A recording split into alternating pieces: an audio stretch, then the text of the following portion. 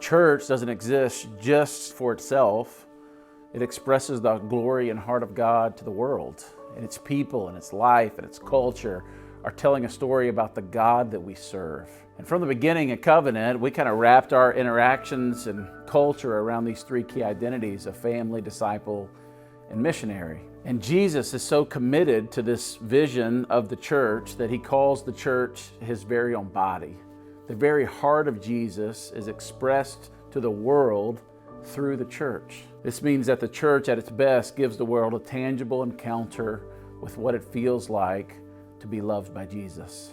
And this is the heart of what we've gone after as a church. From the very first day that we came to Covenant, I remember us going home and our discussion with each other is just how real it felt.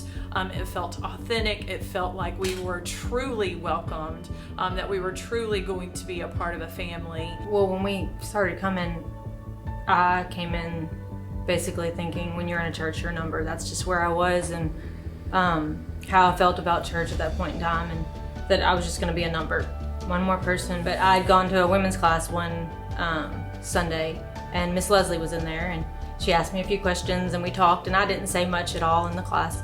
And then the next Sunday, she came up and she knew my name, and she remembered that I was a teacher, and it was just kind of this moment of like, okay.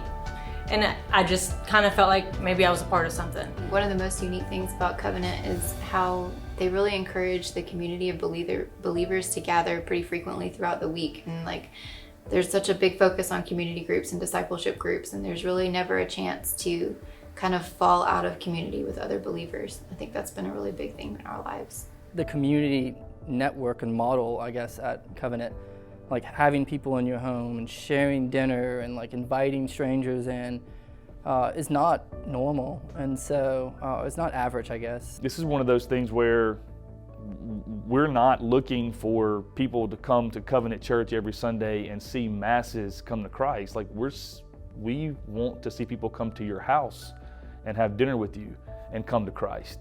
I remember Luke, I think it was maybe our second or third time, he told me jokingly, but quite serious, you know, you get a couple of free Sundays and you got to find somewhere to jump in and serve. And I love that. I love it about Covenant. You're not gonna just exist in the background. You're gonna truly be a part of the church.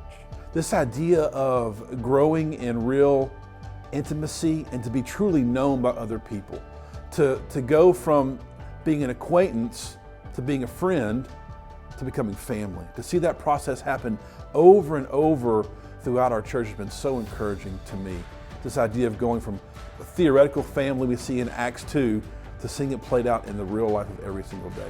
I think Covenant Church has always been our family from the very beginning, through community groups, through just working in ministry with people from Sunday to Sunday or from day to day, living life with other people. Everyone's just been there for us. I think I've seen the value of family at Covenant lived out in that the people in my discipleship group and the people in my missional community group, we've laughed together, we've cried together, we've been there when just so many situations I could think of right now that we kind of around that, us getting together and gathering weekly, God has done so much with that, and we are in each other's lives. Covenant really does feel like a family to us. I feel like we say it at home sometimes of like, these are the people we're going to spend eternity with, and so we really want to forge these connections and friendships with them, but also that we're encouraging one another and lifting each other up on our journeys. I feel like our community group especially is a family to us. There's constantly encouragement and accountability in our group, and it's been really sweet to have our kids grow up with that same idea of family in our community group. Like when we're got questions about things or need someone to watch the kids, or times are getting tough and we need someone to encourage us and walk through us with things, that's where especially our missional community has really been a really big source of encouragement and strength for us. And I think in every believer there is this supernatural thing God is doing inside of us.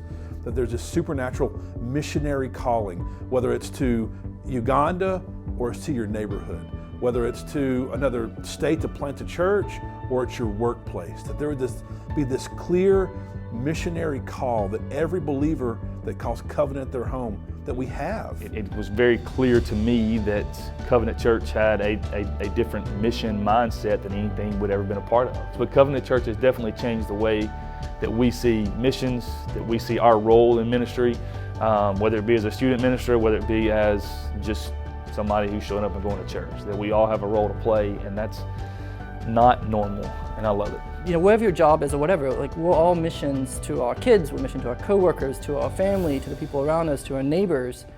God has placed us exactly where He wants us. And I feel like before, I guess, a lot of my experiences here, that was something I didn't get at all.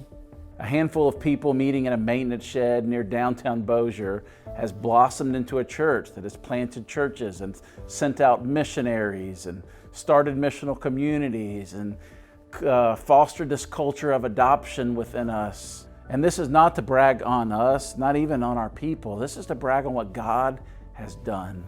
God has made His mercy and grace known in profound ways.